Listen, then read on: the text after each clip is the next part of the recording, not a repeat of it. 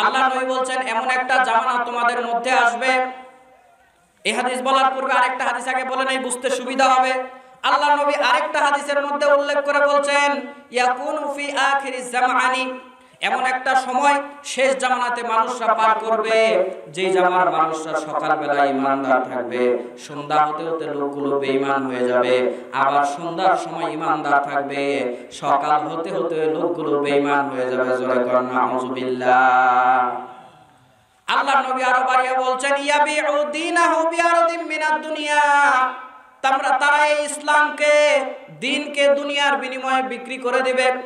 ফিতনা এমন ভাবে মানুষদেরকে গ্রাস করবে, ফিতনা এমন ভাবে মানুষদেরকে ঘিরে ফেলবে, ফিতনার কারণে মানুষরা দ্বীন টিকিয়ে রাখতে পারবে না।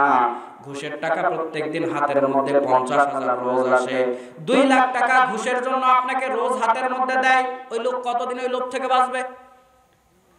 আল্লাহর নবী বলছে ফিতনা এমন ভাবে তোমাদেরকে গ্রাস করে নেবে, সকালবেলা তোমাদের ঈমান থাকবে, বিকালে নাই, বিকালবেলা ঈমান থাকবে, সকালে আর নাই। এমন একটা পরিবেশ তোমাদের মধ্যে আসবে, ফিতনার সঙ্গে তোমরা কুলাতে পারবে না। এমন সময় তোমরা ফিতনার কাছে নিজেদের ঈমানকে বিক্রি করে দেবে। জোরে করুন নাউযুবিল্লাহ। বাদিরু বিল আমালি ফিতানান কাকিতাইল লাইলিল মুজলিম ইউসবিহুর রাজুলু মুমিনান আও ইউমসি কাফিরান আও ইউমসি মুমিনান ওয়া ইউসবিহু কাফিরান ইয়াবিউ দীনাহু বিআরদিন মিনাদ দুনিয়া। আল্লাহর নবী বলছেন ওই সময়ের মানুষগুলো সকাল সন্ধ্যা ঈমান টিকিয়ে রাখতে পারবে না, বরং দুনিয়ার কাছে তাদের ঈমানকে বিক্রি করে দিবে। আমার ভাইরা, সামনে এমন একটা সময় আসছে, সামনে এমন একটা সময় আসবে, মানুষরা চাইবে ইসলাম মানতে পারবে না, সবার সামনে ইসলাম ইতিহাস হয়ে যাবে, ইসলাম নামে থাকবে, কিন্তু আপনি পালন করার মতো কোনো সুযোগ থাকবে না। এই হাদিসটা বলে নেই, শোনেন, এই হাদিসটা সহিহ বুখারীতে এসেছে। আল্লাহর নবী সাল্লাল্লাহু আলাইহি ওয়াসাল্লাম বলেছেন ইয়াতি আলান নাসি জামআনুন খায়রু মালির রাজুলিল মুসলিমিন গনাম ইয়াতবাউ বিহা শাআফাল জিবালি ওয়া মাওয়াকিয়াল কতরি ইয়াফিরু বিদীনিহি মিনাল ফিতান। আল্লাহর নবী বলছেন অচিরেই তোমরা এমন একটা সময় পার করবে, অচিরেই তোমরা এমন একটা সময়ের মধ্যে দিয়ে যাবে যেই সময়ের মানুষদের উত্তম সম্পদের নাম হবে কয়েকটা ছাগল আর কয়েকটা বকরি। তাদের উত্তম সম্পদই হবে ছাগল আর বকরি। এই ছাগল আর বকরি নিয়ে ওই যে জায়গাতে বৃষ্টি বর্ষণ হয়, মাওয়াকিয়াল কতরি, যে জায়গাতে বৃষ্টি বর্ষণ হয় ওই জায়গাগুলোতে চলে যাবে। ওয়া শাআফাল জিবাল, যে জায়গাগুলোতে পাহাড় আছে ওই জায়গাগুলোতে চলে যাবে। ইয়াফিরু বিদীনিহি মিনাল ফিতান। কেন?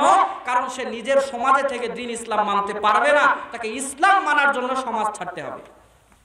আপনারা মনে আমার কথা বুঝতেছেন না? আমার ভাইরা, আমি একটা কথা বলেছি, দ্বীন যত যাবে ইসলাম ইতিহাস হবে, আপনার বিশ্বাস হয়?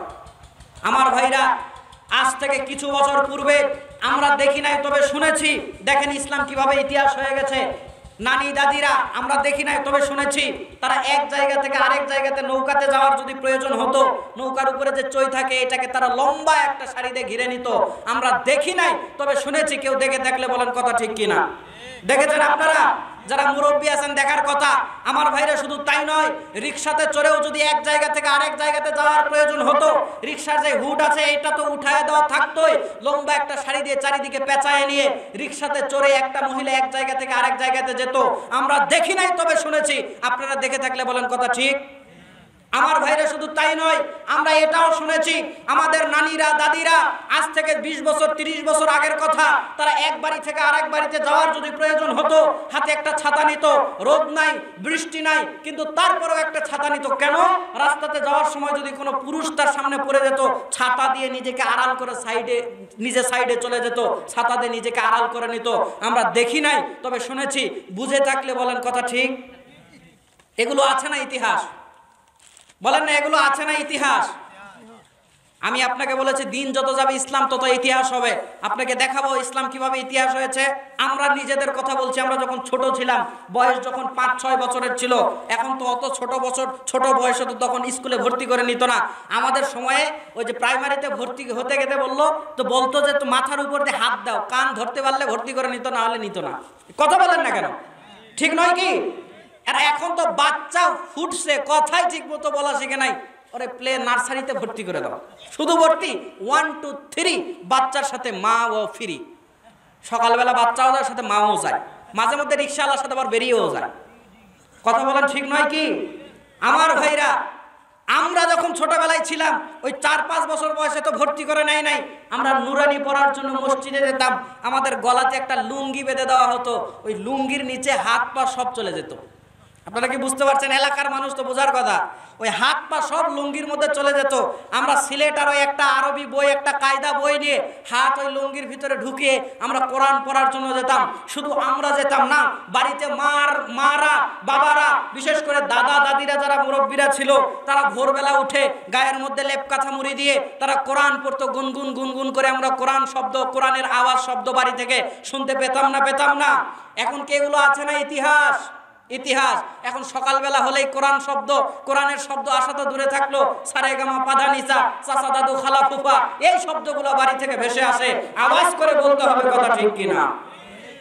আমার ভাইরা, আমি আপনাকে বলেছি, দিন যত যাবে ইসলাম তত কঠিন হয়ে যাবে। দিন যত যাবে ইসলাম আপনার সামনে থেকে উঠে চলে যাবে। এমন পরিস্থিতি হবে একটা মানুষ দিন ইসলাম পালন যে সমাজে থেকে করবে, এই সুযোগ সে পাবে না। হাদিসটা বলেছে, এবার অনুবাদটা আপনারা বোঝেন নাই। আল্লাহর নবী বলছে, এমন একটা জামানা মানুষের মধ্যে আসবে, যেই জামানার মানুষদের উত্তম সম্পদের নাম হবে কয়েকটা ছাগল আর কয়েকটা বকরি। আপনি বলবেন, হুজুর পৃথিবীতে টাকা পয়সা তখন থাকবে না? সব থাকবে, ব্যাংক। হ্যাঁ, আচ্ছা। রাসূলুল্লাহ সাল্লাল্লাহু আলাইহি ওয়াসাল্লাম বলছেন যে এমন একটা সময় তোমাদের মধ্যে আসবে, যেই সময়ের মানুষগুলোর উত্তম সম্পদ হবে কয়েকটা ছাগল আর কয়েকটা বকরি। আপনি বলবেন, কোটি টাকা নাই, ব্যাংকে আছে। আপনি বলবেন, আর কিছু নাই, গাড়ি আছে, বাড়ি আছে, বিল্ডিং আছে, স্ত্রী আছে, 2-3টা বাড়িতে সন্তান আছে, কিন্তু ওই সম্পদগুলোর একটাও কোনো মূল্য নাই। উত্তম সম্পদ হবে কয়েকটা ছাগল আর কয়েকটা বকরি। আপনি বলবেন, ছাগল বকরি সবচেয়ে উত্তম হয় কিভাবে? শোনেন, এমন একটা সময় আসবে আপনি চাইবেন সমাজে থেকে ইসলাম মানতে পারবেন না। আপনাদের কি বিশ্বাস হয়? আপনাকে উদাহরণ দিয়ে বুঝতে সুবিধা হবে। রাসূলুল্লাহ সাল্লাল্লাহু আলাইহি ওয়াসাল্লামের কাছে এক যুবক সাহাবী গিয়ে বলছে, আল্লাহ নবী, আন-নাজরিল ফুজা, হঠাৎ চক্ষু পড়ার ব্যাপারে আপনি আমাকে কি আদেশ করছেন বলেন। আল্লাহ নবীকে বলছেন, আল্লাহ নবী, হঠাৎ চক্ষু পড়ার ব্যাপারে আমাকে কি আদেশ করছেন বলেন। আল্লাহ নবী বললেন, ফা আমারনি, আল্লাহ নবী তাকে আদেশ করলেন, আন আসরিফা বাসারি, তুমি তোমার দৃষ্টিকে সংযত করবে। তার মানে বেগানা মহিলা দেখলে দৃষ্টি, কথা বলে না কেন, দৃষ্টি সংযত করতে হয়। তো তাহলে এই হাদিস নিয়ে আর এই আমল নিয়ে আপনি এই পুনটের এক বিয়ে বাড়িতে যান, মানে মহিলা দেখলে এই চোখ কি করা লাগবে? নিচা করা লাগবে। তো বিয়ে বাড়িতে ওরা তো আসেই দেখানোর জন্য, সেই দিন নানান কায়দায় লিপস্টিক দিয়ে চোখে মুখে নানান কিছু মেখে ঠোঁট লাল করে নানান সাজে সেজে এসে আপনার সামনে এখন দাঁড়িয়ে থাকবে। এইদিকে 2টা আছে, ভাবলেন না বেগানা মহিলার দিকে তো তাকানো যাবে না, বেপর্দা, চোখ নিচা করলেন। এইদিকে তাকালেন, আরো 2টা, সামনে তাকালেন আরো 4টা, পিছনে তাকালেন আরো কয়েকটা, মনে করলেন কোনো দিকেই তাকাবো না, উপরে তাকাবো, 2 তলাতে ওখানেও 3-4টা। কতক্ষণ নিচে চোখ দিয়ে থাকবেন? ও চোখ দিয়ে নিচে থাকতে থাকতে কখন যে ঘাটির বালতিতে পড়ে যাবেন তার ঠিক নেই। আপনি চাচ্ছেন যে আমি এদেরকে দেখবো না, আপনি কি পারছেন? হয় ওদেরকে দেখে দেখে বিয়ে খান, না হয় বিয়ে বাড়ি ছাড়েন, 2টার মধ্যে একটা। কথা কি আমার বোঝা যায়? বাদ্যযন্ত্র শোনা হালাল না হারাম? আওয়াজ করে বলেন না, হালাল না হারাম? হারাম বলছেন। আপনার ছেলেই কানের মধ্যে গান ঢুকিয়ে দিয়ে শোনে, গান শুধু বাজে না, কানের মধ্যে ওর গান, ইয়ারফোন দিয়ে শুনলেন, না শুনলে নাকি ঘুমায় না। এখানে হারাম ফতুয়া দিচ্ছেন ভালোই। ছেলের কাছে গিয়ে কয়দিন হারাম ফতুয়া দিয়েছেন? মেয়ের কাছে গিয়ে কয়দিন হারাম ফতুয়া দিয়েছেন? এখানে তো চিল্লাই বলছেন হারাম। যাই হোক, আল্লাহর নবীর সাহাবী ওমর আর নাফে রাদিয়াল্লাহু তাআলা আনহু একদিন রাস্তা দিয়ে যাচ্ছেন, যাওয়ার সময় ওমর রাদিয়াল্লাহু তাআলা আনহুর কানের মধ্যে গানের শব্দ চলে আসলো। ওমর রাদিয়াল্লাহু তাআলা কানে আঙুল দিলেন, কিছু দূর গেলেন, যাওয়ার পরে নাফেকে প্রশ্ন করলেন, কিছু কি শোনা যায়? নাফে রাদিয়াল্লাহু তাআলা আনহু বলছেন, না কিছু শোনা যায় না। তখন ওমর রাদিয়াল্লাহু তাআলা আনহু কান থেকে আঙুল সরিয়ে বললেন, আল্লাহর নবীকে আমি দেখেছি, তিনি বাদ্যযন্ত্রের শব্দ শুনে কানের মধ্যে আঙুল দিয়েছেন। এখন আপনার কাছে আমার প্রশ্ন হলো, আপনার বাড়ির সাইটে বিয়ে হবে, এখন ওই বাড়িতে কমপক্ষে 2 দিন গান বাজবে না? বাজবে না? বাজবে না? তো গান শুনলে আপনার আমার জন্য আমল কি? কানে আঙুল দিতে হবে। এখন 2 দিন গান বাজবে, কয় মিনিট কানে আঙুল দিয়ে থাকবেন? আপনি আমাকে থেকে দেখান। সেদিন কি ভাত খাবেন না? কানে আঙুল দিয়ে কেমনে ভাত খাবেন? সেদিন কি গোসল করবেন না? কানে আঙুল দিয়ে কেমনে গোসল করবেন? সেদিন কি ঘুমাবেন না? কানে আঙুল দিয়ে কেমনে ঘুমাবেন? সেদিন কি গরু ছাগলকে খাবার দিবেন না? কানে আঙুল দিয়ে গরু ছাগলকে কেমনে খাবার দিবেন? আপনি তো গান শুনতে চাচ্ছেন না, বাকি আপনি শুনতে বাধ্য। যদি বলা হয় হাজী সাহেব আপনি তো হজ করে এসেছেন, ছেলের বিয়ে দিচ্ছেন, গানটা একটু কম বাজালে হয় না? বলবে দে হুজুরের বাড়ির দিকে মাইক আরো 2টা ঘুরায় দে। আমার ছেলে কি প্রত্যেকদিন বিয়ে করবে নাকি? বিয়ে তো করবে মাত্র একদিন, এই একদিনই গান তোমার সহ্য হয় না, দে ওর বাড়ির দিকে আরো 2টা মাইক দে। কথা বলেন ঠিক কিনা? ও নাকি হাজি। তো আপনি আমি বাদ্যযন্ত্র শুনতে চাচ্ছি না, শুনতে হচ্ছে না।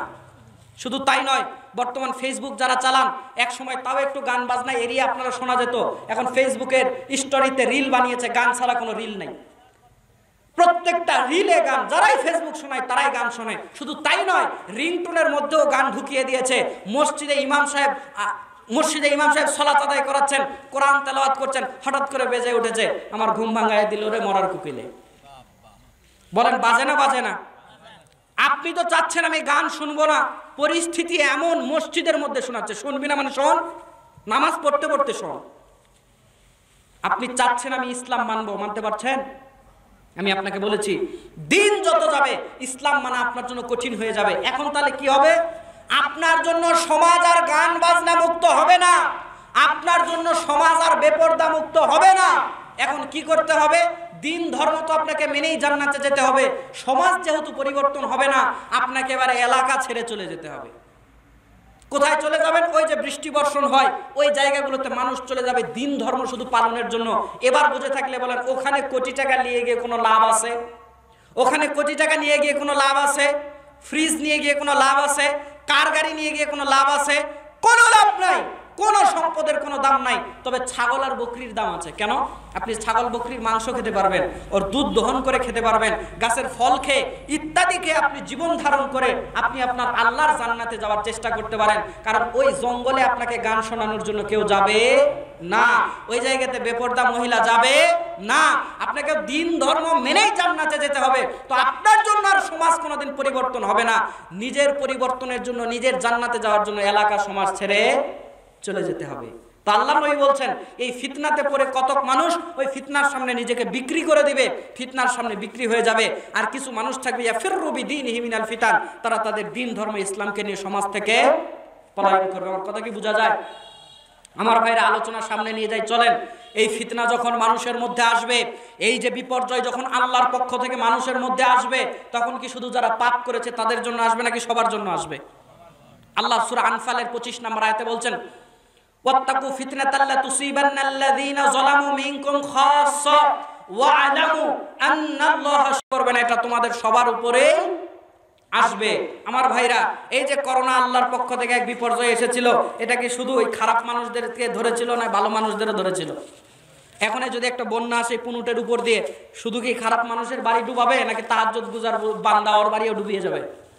তো আল্লাহ এটাই বলছে, যদি তোমরা এই বিপর্যয়গুলোকে সামনা করতে না পারো, যদি তোমরা এই বিপর্যয়গুলোকে প্রতিহত করতে না পারো, তাহলে আল্লাহর পক্ষ থেকে গজব আসবে। আর এই গজবে তোমরা সবাই সমানভাবে আপতিত হবে। আল্লাহ সাবধান করে বলছে, ওয়া'লামু, আর জেনে রাখো, আন্নাল্লাহা শাদীদুল ইকাব, আল্লাহ শাস্তি দানে কঠোর।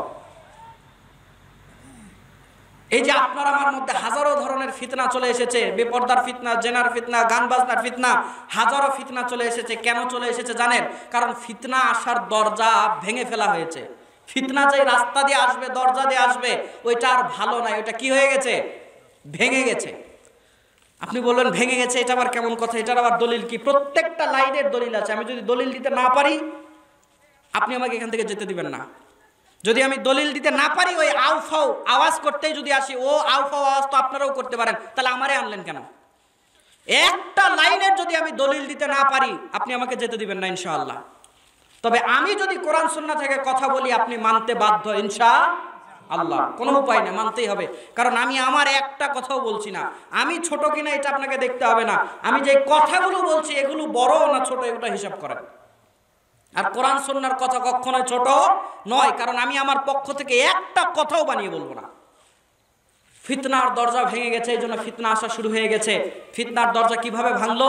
525 নম্বর হাদিস সহিহ বুখারী, রাসূলুল্লাহ সাল্লাল্লাহু আলাইহি ওয়াসাল্লামের সাহাবী ওমর রাদিয়াল্লাহু তাআলা আনহু একদিন সাহাবীদেরকে লক্ষ্য করে বলছে, তোমাদের মধ্যে ফিতনার হাদিস আমাকে কে শোনাতে পারবে?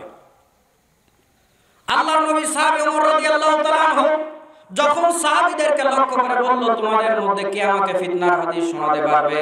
আল্লাহর নবীর সাহাবীদের মধ্য থেকে হুযায়ফা রাদিয়াল্লাহু তাআলা হাত উত্তোলন করলেন। হাত তুলে হুযায়ফা রাদিয়াল্লাহু তাআলা বললেন, ও খলিফাতুল মুসলিমিন ওমর, আমি আপনাকে আল্লাহর নবীর কাছ থেকে ফিতনার হাদিসগুলো যেমন ভাবে শুনেছিলাম হুবহু তেমন করে আমি আপনার কাছে বর্ণনা করতে পারবো।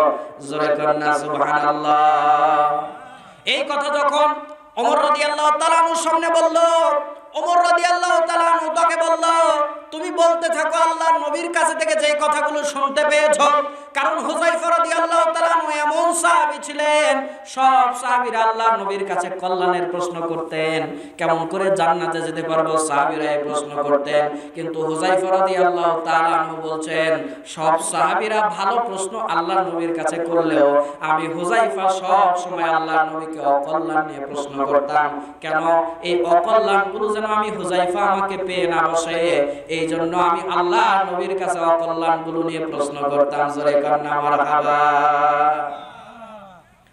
আমার ভাইরা, হুযায়ফা রাদিয়াল্লাহু তাআলা এবার বলা শুরু করে দিল, ওমর দিন ধর্ম মানতে গিয়ে, সালাত সিয়াম করতে গিয়ে, পরিবারের কারণে, সমাজের কারণে, এলাকার মানুষের কারণে মানুষের যে বিপর্যয়গুলো হয়, সালাত সিয়ামের মাধ্যমে, ওযুর মাধ্যমে আল্লাহ রাব্বুল আলামিন এই গুনাহগুলোকে মাফ করে দেয়। দেয় না? দেয় না? আল্লাহর নবী বলছে, কোন বান্দা যখন ওযু করে, ওযুর শেষ ফোঁটার সঙ্গে আল্লাহ তার গুনাহগুলোকে ঝরিয়ে দেয়। যখন মানুষ হাত ধৌত করে, আল্লাহ রাব্বুল আলামিন তার হাতের শেষ বিন্দু পানির সাথে হাতের গুনাহগুলোকে মাফ করে দেয়। মুখমণ্ডল যখন ধৌত করে, আল্লাহ রাব্বুল আলামিনের বান্দা চোখের গুনাহ যেগুলো করেছে, চোখ থেকে মুখ ধোয়ার পরে পানি ঝরার সাথে সাথে শেষ বিন্দুর সাথে আল্লাহ রাব্বুল আলামিন তার চোখের গুনাহগুলো ঝরিয়ে দেয়। বান্দা যখন পা ধৌত করে, পায়ের যতগুলো গুনাহ সে করেছে, হেঁটে হেঁটে হারাম অন্যায় কাজ করার জন্য যে কাজগুলোর কারণে গিয়েছে, আর আল্লাহর পক্ষ থেকে তার গুনাহ হয়ে গিয়েছে, আল্লাহর নবীর সাহাবী হুযায়ফা বলছে, আল্লাহর নবী বলেছেন এই গুনাহগুলো আল্লাহর ইবাদত করার কারণে আল্লাহ মাফ করে দেয়। ওমর রাদিয়াল্লাহু তাআলা বলছে, হুযায়ফা, তোমার কাছে আমি এই ফিতনাগুলো সম্পর্কে জানতে চাই নাই, বরং সূর্যের বড় বড় ঢেউয়ের মতো যেই বিপর্যয়গুলো আমাদের উপরে আসবে, সমুদ্রের বড় ঢেউয়ের মতো যেই ফিতনাগুলো আমাদের উপরে আসবে, ওই ফিতনাগুলো সম্পর্কে তুমি আমাকে অবগত করো। হুযায়ফা রাদিয়াল্লাহু তাআলা আনহু বলছে, ওমর, ওই ফিতনাগুলো সম্পর্কে আপনাকে জানা লাগবে না। কেন? ওই ফিতনা আর আপনার মধ্যে একটা দরজা রয়েছে। জোরে কন্না সুবহানাল্লাহ। ওমর রাদিয়াল্লাহু তাআলা বললেন, তুমি আমাকে ওই ফিতনাগুলো সম্পর্কে বলো। আর হুযায়ফা কি বলল? ওই ফিতনাগুলো সমানানো আপনাকে লাগবে না, ওই ফিতনার মধ্যে আর আপনার মধ্যে কি আছে? দরজা আছে। তো ওমর রাদিয়াল্লাহু তাআলা হুযায়ফাকে প্রশ্ন করলো, ওই দরজা কি খোলা হবে না ভেঙে ফেলা হবে? তখন হুযায়ফা রাদিয়াল্লাহু তাআলা বললেন, না, বরং ভেঙে ফেলা হবে। আল্লাহর নবী বলেছে ওই দরজাকে ভেঙে ফেলা হবে। ওমর রাদিয়াল্লাহু তাআলা চলে গেলেন। সাহাবীরা আর বুঝতে পারলো না যে এই দরজাটা কি আর কি ভেঙে ফেলা হবে। আপনাদের মনে একটা প্রশ্ন নাই? প্রশ্ন হইতেছে না যে এই দরজাটা কি আর ভেঙে ফেলা কি হবে? কিছু বক্তা থাকলে তো এখানে একটা চাবি দিয়ে দিত, চাবি মেরে দিত, বলে শেষে বলবো। এরকম কিছু বক্তা আমাদের সমাজে নাই? এরকম আকর্ষণীয় দুই চারটা লাইন ধরে চাবি মেরে দিবে, আর পাবলিক মনে করবে ওয়াজ এবার যা করে করুক, পাবলিক তো উঠতেছে না, ওই দরজা কি না শুনে আর যাবো না। তা আমিও একটা গিরা দেই নাকি? আমার ভাইরা, আমি তো বলি ওগুলো সাপুরা বক্তা। বাজারে দেখতে পারেন কিছু সাপুরা আছে, সাপ খেলা দেখাতে আসে, আসে না? 4-5টা সাপের বাক্স নিয়ে আসে, নিয়ে আসার পর 3টা বাক্স দেখায়, একটা বাক্স আর দেখায় না। 3টা দেখানোর পর ওই একটা নিয়ে বলে এর মধ্যে এমন একটা সাপ আছে যেই সাপটা 4টা মানুষকে দংশন করে মেরেছে। এই সাপকে ধরতে গিয়ে বিন বাজাতে বাজাতে আমার গলা দিয়ে রক্ত চলে এসেছে। সেই সাপকে আমি বড় কষ্ট করে ধরেছি, আপনাদেরকে আমি দেখাবো এই সাপটা কোন সাপ, কালার কি, অনেক কথাবার্তা বলে। আর এইদিকে অন্যান্য সাপ দেখে আর ঔষধ বেচে, তাবিজ বিক্রি করে। এইটা আর দেখায় না, পাবলিক ওইটা দেখে আর যাবেও না, সব দাঁড়িয়ে আছে। খালি মাঝে মধ্যে বাক্স হাতে না বলে আসতে কিছু বক্তার মতো মাঝে মধ্যে মনে করে দিবে আপনাকে, দিয়ে বলবে শুনবেন না ওইটা, শুনবেন না ওইটা। তো আমি বলে এগুলো সাপুরা বক্তা। কোরআন সুন্নাহ থেকে কথা বললে ওই সাপুরাদের মতো আচরণ করা লাগে। কোরআন সুন্নাহ থেকে মানুষ কথা বললে এমনিই শুনবে। কি বলেন? শুনবেন না আপনারা? আমার ভাইরা, তো যাই হোক, আমি গিট্টু দেওয়া বক্তা না, গিট্টু দেওয়া আমাদের প্রয়োজন হয় না। তো হুযায়ফা রাদিয়াল্লাহু তাআলা আনহুকে যখন প্রশ্ন করলেন, তিনি বললেন একটা দরজা আছে, দরজা ভেঙে ফেলা হবে। ওমর রাদিয়াল্লাহু তাআলা আনহু হয়তোবা বুঝেছে, তিনি চলে গেলেন। সাহাবীরা আর বোঝে নাই। সাহাবীরা এবার হুযায়ফা রাদিয়াল্লাহু তাআলা আনহুকে প্রশ্ন করছে, হুযায়ফা দরজাটা কোনটা? ভয়ে ভয়ে তারা প্রশ্ন করতে পারছে না, একজনের মাধ্যমে প্রশ্ন করিয়েছে যে দরজা কোনটা। তখন হুযায়ফা রাদিয়াল্লাহু তাআলা আনহু বললেন, দরজাটা হলো স্বয়ং ওমর রাদিয়াল্লাহু তাআলা আনহু। তো আপনি যে বললেন দরজা ভেঙে ফেলা হবে, ওমর রাদিয়াল্লাহু তাআলা আনহুকে মেরে ফেলা হয় নাই? আবু লুলু বিষাক্ত খঞ্জর দিয়ে, ছুরি দিয়ে ওমর রাদিয়াল্লাহু তাআলা আনহুকে ছুরিকাঘাত করে আল্লাহর বান্দাকে আল্লাহর দুনিয়া থেকে বিদায় করে দিয়েছে। তো এই ওমর রাদিয়াল্লাহু তাআলা আনহুর মৃত্যুর মাধ্যমে আল্লাহর নবীর ভবিষ্যৎবাণী রয়েছে যে ওমরের মৃত্যুর মাধ্যমে ফিতনার দরজাকে ভেঙে ফেলা হবে। এবার বুঝে থাকলে বলেন, ফিতনার দরজা খোলা না ভাঙা? এখন বলেন, ঘরের দরজা যদি ভাঙা থাকে, ওই দরজা দিয়ে সাপ, ব্যাঙ, ইঁদুর, মশা, চোর, ডাকাত ঢোকার সম্ভাবনা আছে না নাই? তো ফিতনার দরজা ভেঙে গেছে। এখন কোন দিক দিয়ে কোন বিপর্যয় যে এসে আপনাকে আমাকে ধরবে, তার একমাত্র ব্যাপার, একমাত্র ঘটনার হেফাজত একমাত্র করতে পারে আল্লাহ রাব্বুল আলামিন। আমার ভাইরা, আপনি আমি কি কম ফিতনার মধ্যে আছি?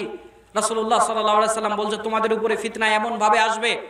আগে দেখেন ফিতনা কিভাবে আসে, আপনাকে আমি দেখাই, তারপর আলোচনাতে যাচ্ছি। আলোচনাটাকে আমাকে সামনে এগোতে দেন, এমনি ক্লিয়ার হবে। এমনি কথাগুলো বলছি, সব আপনার কাছে দিনের আলোর মতো পরিষ্কার হবে ইনশাআল্লাহ। রাসূলুল্লাহ সাল্লাল্লাহু আলাইহি ওয়াসাল্লামের সাহাবী আবু হুরায়রা রাদিয়াল্লাহু তাআলা হাদিস বর্ণনা করছেন, 2467 নম্বর হাদিস, বুখারী। আল্লাহর নবী একদিন মদিনার এক টিলাতে উঠলেন। টিলা বুঝেন? পাহাড়ের যে ছোট, এগুলোকে বলা হয় টিলা। আল্লাহর নবী ওই টিলার উপরে উঠে সবাইকে লক্ষ্য করে বললেন, সবাইকে লক্ষ্য করে বলছেন, সাহাবীরা, হাল তারানি মা আরা, আমি যা দেখতে পাচ্ছি তোমরা কি তা দেখতে পাচ্ছ? আল্লাহর নবী সাল্লাল্লাহু আলাইহি ওয়াসাল্লাম এই কথা বলে তারপর বলছে, ইন্নী আরা, নিশ্চয় আমি দেখতে পাচ্ছি, মাওয়াকিয়াল ফিতানি খিলালা বুয়ুতিকুম কা মাওয়াকিয়াল কতরি। আল্লাহর নবী বলছে, আমি দেখতে পাচ্ছি তোমাদের বাড়ি ঘরের উপরে আল্লাহর পক্ষ থেকে বৃষ্টির মতো ফিতনা বর্ষণ হচ্ছে। সুবহানাল্লাহ। কে কয় সুবহানাল্লাহ? আপনার আল্লাহর পক্ষ থেকে ফিতনা পড়ছে আর আপনি সুবহানাল্লাহ বলছেন। কই সুবহানাল্লাহ, কই নাউজুবিল্লাহ, তাও বুঝেন না। 50 বছর কি ওয়াজ শুনলেন? আমার ভাইরা, বৃষ্টির মতো ফিতনা বর্ষণ হবে। এই হাদিসের ব্যাখ্যা মুহাদ্দিসগণ এতদিন করেছেন যে বৃষ্টি যেই সব জায়গাতে যেভাবে আপতিত হয়, আল্লাহর পক্ষ থেকে ফিতনাগুলো সব তেমন ভাবে মানুষের মধ্যে আপতিত হবে। আমার ভাইরা, এই ব্যাখ্যার দরকার নাই। বর্তমান জামানাতে হাদিসের ব্যাখ্যা দেখেন কিভাবে হয়ে গেছে। সবার হাতে এক একটা করে ফোন আছে না নাই? ফোন নাই? সবার হাতে এক একটা করে ফোন আছে। এই ফোন দিয়ে আমার ভাইরা, আমি বলি পৃথিবীতে যত অন্যায় হয়, পাপ হয়, 70% গুনাহ হওয়ার পিছনে মোবাইলের ভূমিকা আছে। একটা মানুষ হত্যার পিছনে মোবাইলের ভূমিকা আছে। একটা মানুষ হত্যা করার জন্য ধরেন কেউ টার্গেট করেছে, ও এখন বলছে আমি তো চিনতে পারছি না, ও ফোন করে বলছে অমুক জায়গাতে আছে, বলছে তাও চিনছি না, বলছে হোয়াটসঅ্যাপে ছবি দিচ্ছি দেখে না, ওরে মারা লাগবে। তাহলে মানুষ হত্যার পিছনেও মোবাইলের ভূমিকা আছে না নাই? বর্তমানে এই যে পরকীয়া প্রেম, হাজারো প্রেমে লিপ্ত হচ্ছে, দুইটা বাচ্চা রেখে চলে যাচ্ছে, এই যে ঘটনাগুলো ঘটছে, এগুলো কে ঘটাচ্ছে? মোবাইল। আরো যত অন্যায় দেখান, 70% এই মোবাইলের ভূমিকা আছে। তবে আপনাকে আমি বলতে চাই, মোবাইল আপনার হাতে আছে ঠিক, এর গোড়া কোথায় আছে জানেন? গোড়া কোথায় বলেন তো? উপরে আছে। কোথায় আছে? উপরে। এই যে স্যাটেলাইট, বাংলাদেশ থেকে একটা স্যাটেলাইট গেছে না, যায় নাই? নাম বলেন তো, কি নাম? মাশাআল্লাহ, তাও 2-4 জন বলতে পেরেছে। এই যে স্যাটেলাইট উপরে গেছে, ও কি কাজ করে নাকি আল্লাহ ভালো জানে। নেটওয়ার্ক তো কোথাও আমরা ঠিক মতো পাই না। বাংলাদেশ থেকে গেছে তো একটু অলস মনে হয়, এই জন্য কাজ ভালো মতো করে না। যাই হোক, এই যে উপরে সব দেশের মাধ্যমে উপরে আপনার উপর দিকে একটা সিস্টেম তারা করে রেখেছে, নেট দুনিয়া করে রেখেছে। এটার গোড়া হচ্ছে উপরে, আর নেটওয়ার্ক সাপ্লাই হচ্ছে উপর থেকে সারা বিশ্বে। এবার বুঝে থাকলে বলেন, আল্লাহর নবী যে বলল আসমান থেকে ফিতনা বর্ষণ হবে, বুঝে থাকলে শিক্ষিত মহল বলেন আসমান থেকে ফিতনা বর্ষণ হচ্ছে না? হচ্ছে না।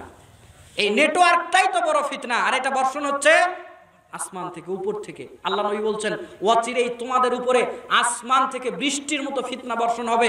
মুহাদ্দিসগণ এতদিন বর্ণনা করেছে যে বৃষ্টি যেভাবে সব জায়গাতে পড়ে, ফিতনাও সব জায়গাতে ছড়িয়ে পড়বে বৃষ্টির মতো। কিন্তু এই হাদিস যে সরাসরি এভাবে কার্যকর, এটা দুনিয়ার মানুষ আজ থেকে কিছু বছর আগেও জানতো না।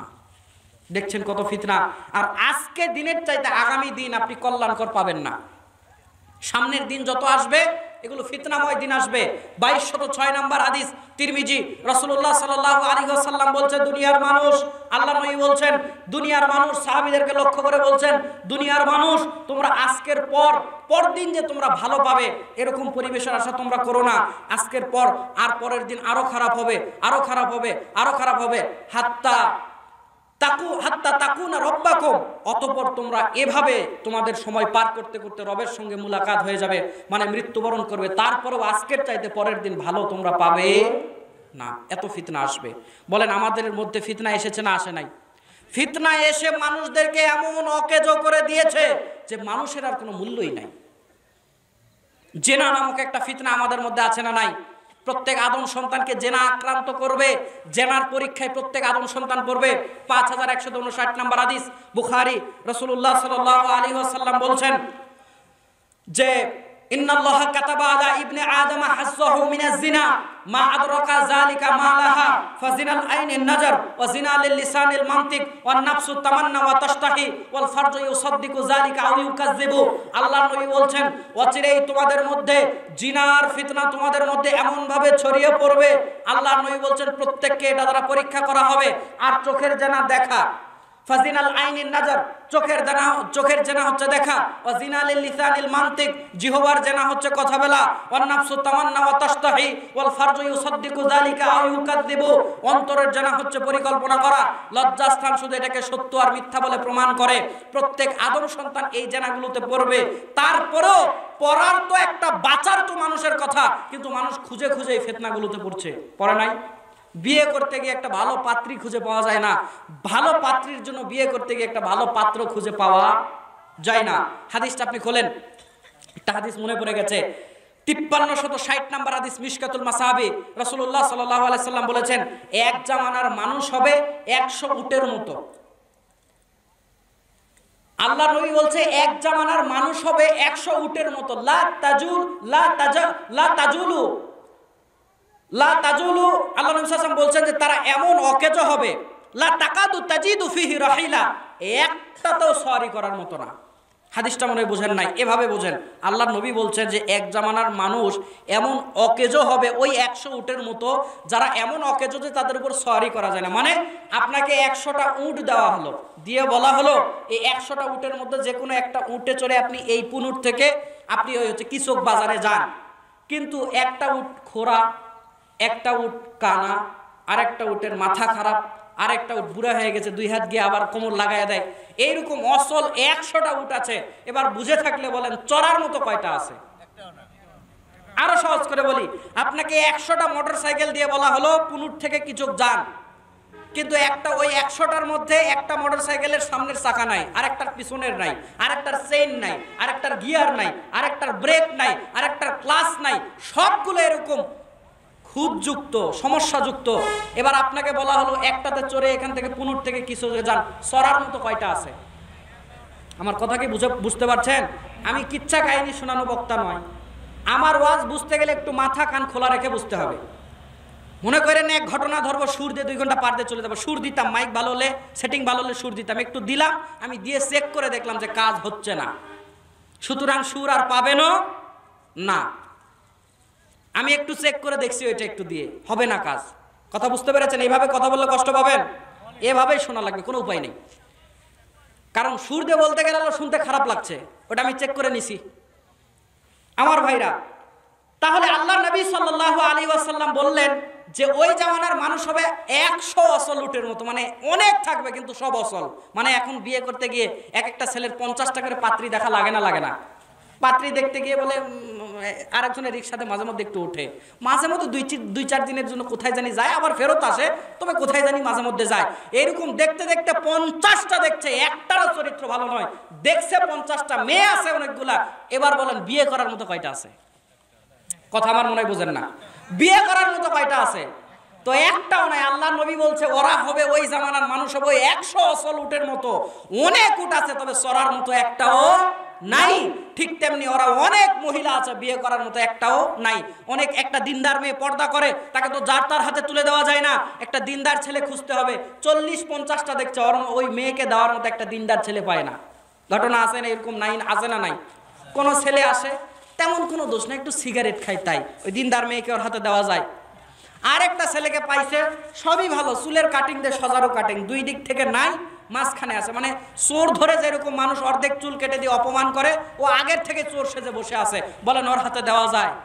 আরেকটা ছেলে পাইছে, কোনো সমস্যা নাই, রাত হলে খালি একটু ইয়া আব্বা খায়, আর কোনো সমস্যা নাই। এরকম ইয়া আব্বা খোর আছে না নাই? ওর হাতে একটা দিনদার মেয়েকে দেওয়া যায়। তার মানে ছেলে আছে অনেক, বিয়ে দেওয়ার মতো একটাও নাই। ফিতনাতে পড়ে অচল হয়ে গেছে, অকেজো হয়ে গেছে, এরা একটাও হিসাব করার মতো নয়, এরা খড়কুটা খড়কুটা। আমি নয়, আল্লাহ নবী বলেছে 1242 নম্বর হাদিস, আবু দাউদ, আল্লাহ নবী সাল্লাল্লাহু আলাইহি ওয়াসাল্লাম বলছেন, অচিরেই তোমাদের মধ্যে এমন একটা সময় আসবে, ইহুদি খ্রিস্টানরা তোমাদেরকে এমন ভাবে ঘিরে নিবে, মানুষ প্লেটে খাবার খাওয়ার জন্য যেরকম চারিদিক থেকে ঘিরে বসে, ইহুদি খ্রিস্টানরা তোমাদেরকে ওই একই ভাবে চারিদিক থেকে ঘিরে নিবে। আল্লাহর নবী সাল্লাল্লাহু আলাইহি সাল্লাম এই কথা যখন বলল, সাহাবায়ে কেরামগণ আল্লাহর নবীকে প্রশ্ন করলেন, আল্লাহর নবী, আমাদের সংখ্যা কি তখন খুব কম হয়ে যাবে? আমরা কি তখন সংখ্যায় অনেক কম? আমরা কি সংখ্যায় মিটে যাব? তারা আমাদেরকে এইভাবে অপমান করবে আর আমাদের বলার কেউ থাকবে না? আল্লাহর নবী সাল্লাল্লাহু আলাইহি ওয়াসাল্লাম বললেন, কাসীরুন কাসীরুন, না, তোমাদের সংখ্যা তখন কম হবে না, বরং তোমাদের সংখ্যা হবে অনেক অনেক অনেক। কিন্তু কাগুসাউন কাগুসাইস সাইলি, গুসাউন কাগুসাইস সাইলি, আল্লাহর নবী বলছেন তোমাদের অবস্থা হবে এমন, ওই বন্যাতে ভেসে আসা খড়কুটার মতো। বন্যাতে কিছু খড়কুটা ভেসে আছে, দেখেন নাই আপনারা? ওই খড়কুটার কোনো মূল্য আছে?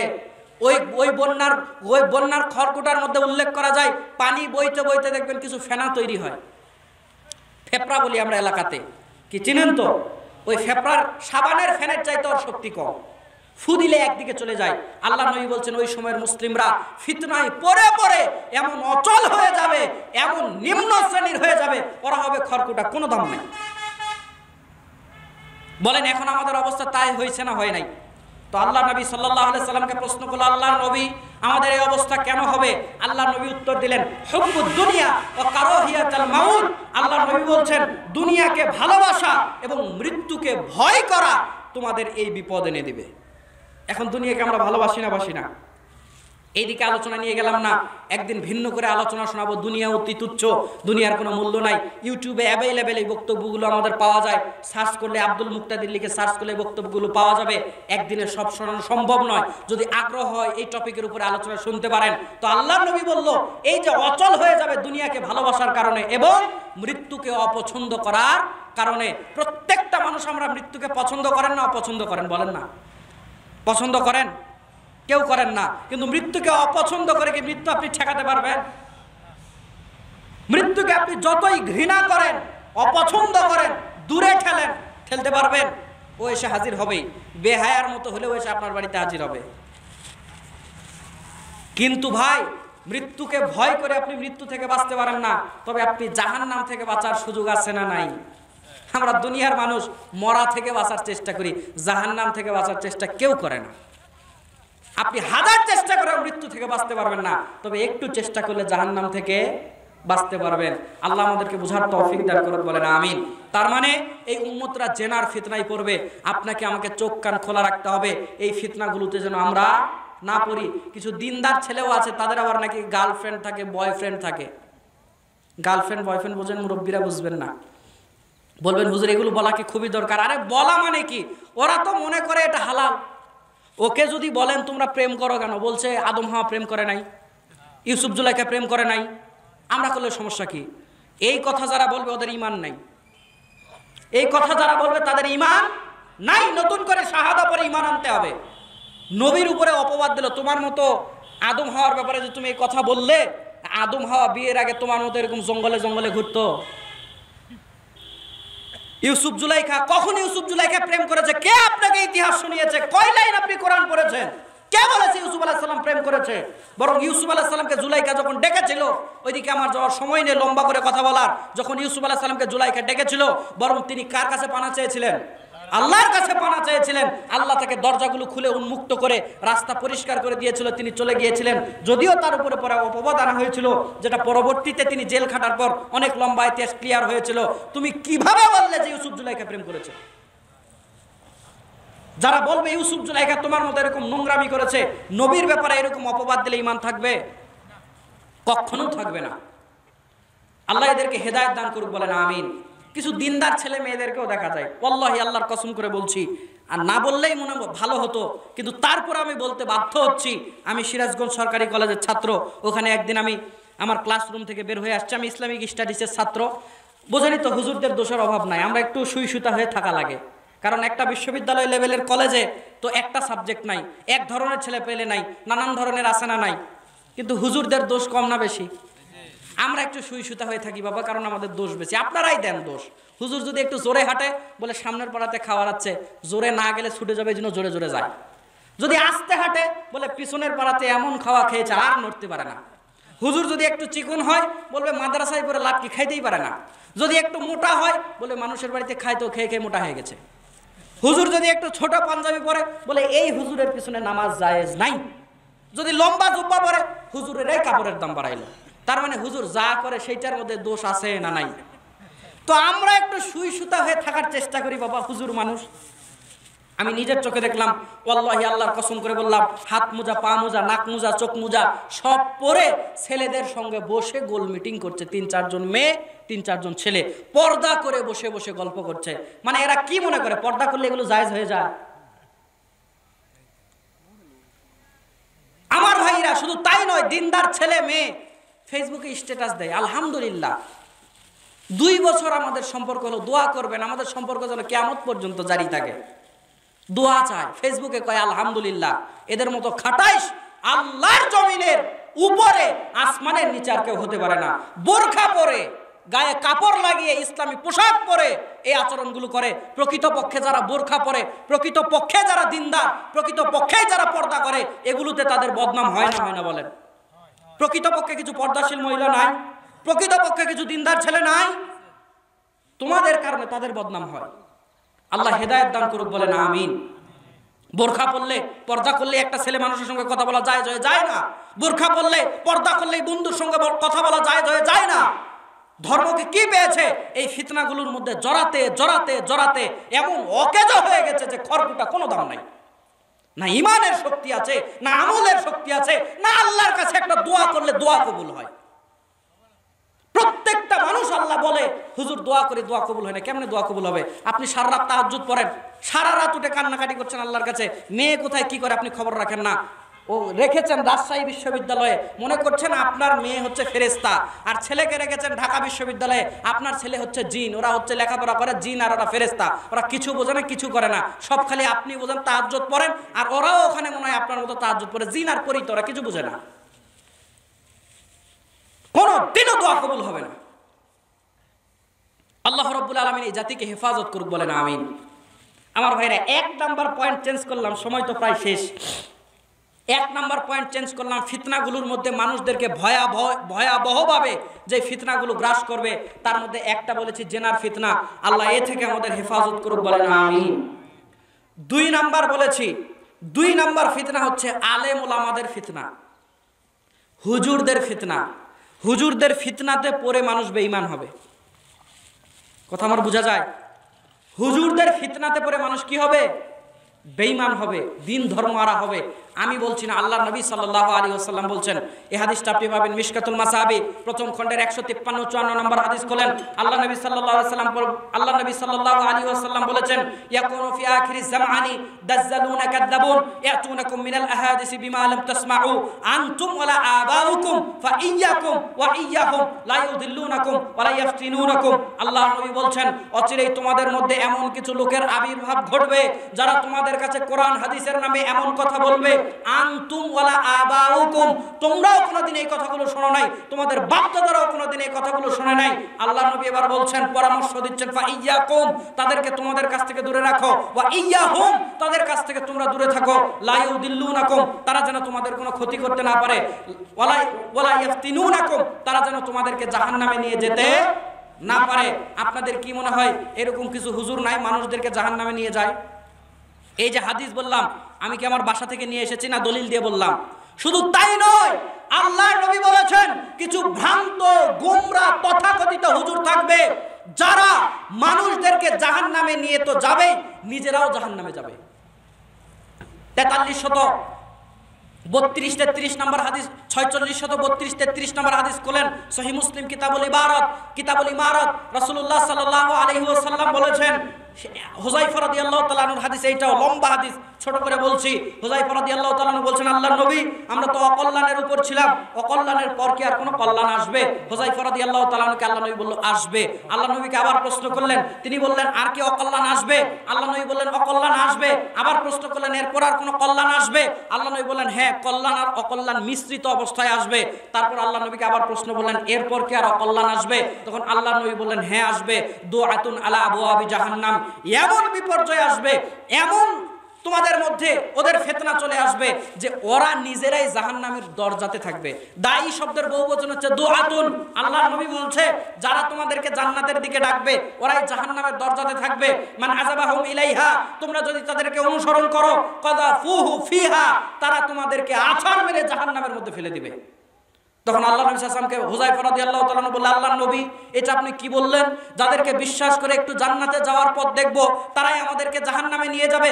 সিফহুম লানা, আপনি তাদের বৈশিষ্ট্য বলে দেন। আল্লাহর নবী সাল্লাল্লাহু আলাইহি ওয়াসাল্লাম তখন বললেন, এক নম্বরে বললেন কওমুন মিন জিল্লাতিনা, তারা তোমাদের মধ্য থেকেই হবে, ওয়া ইয়াতাকাল্লামুনা বিআলসিনাতিনা, তোমরা যে ভাষাতে কথা বলো তারাও সেই ভাষাতে কথা বলবে। আল্লাহ নবী সাল্লাল্লাহু আলাইহি ওয়াসাল্লাম বললেন তোমাদের মধ্য থেকেই বের হবে, তোমাদের মতোই কাপড় চোপড় পরবে, দেখতে হবে, আর তোমরা যে ভাষাতে কথা বলো তারা সেই ভাষাতেই কথা বলবে। এবার বলেন ওদেরকে খুঁজে বের করা সহজ না কঠিন? বলেন না সহজ না কঠিন? সবাই বলেন সহজ না কঠিন? খুবই কঠিন। সে আপনার মধ্য থেকেই হবে, আপনার মতোই কথা বলবে, আপনার মতোই দেখতে হবে। আল্লাহর নবী শুধুমাত্র বলেছেন তোমাদের মতোই দেখতে হবে, তোমাদের মতোই কথা হবে। পরের যে একটু বলেছেন কুলুবুহুম কুলুবু শায়াতিনি ফি জুসমানি ইনসিন, ওরা দেখতে হবে মানুষের মতো কিন্তু অন্তরগুলো হবে শয়তানের। অন্তর যদি শয়তানের না হয় মানুষকে এভাবে মুশরিক বানাতে পারে? আমার ভাইরা, ইসলামিক গানের নামে মানুষদেরকে বেঈমান করে, এরকমও কিছু হুজুর আছে না নাই? নরসিংদীতে আমি মাহফিলের জন্য যাচ্ছিলাম, মোবাইলটা একটু খুলে দিলাম, মোবাইল খুলতে এক বক্তার গান চলে আসলো, ওয়াজ করতে করতে গান গাইছে আর কি। বক্তাটা মরে গেছে, আমি নাম নেওয়া প্রয়োজন মনে করছি না। গানের মধ্যে বলছে গাউসে পাকের নাম জপিলে আল্লাহ পাওয়া যায়, পাগলা কাদিস নায়ার গাছতলায়, কাদিস নায়ার বাসতলায়, গাউসে পাকের নাম জপিলে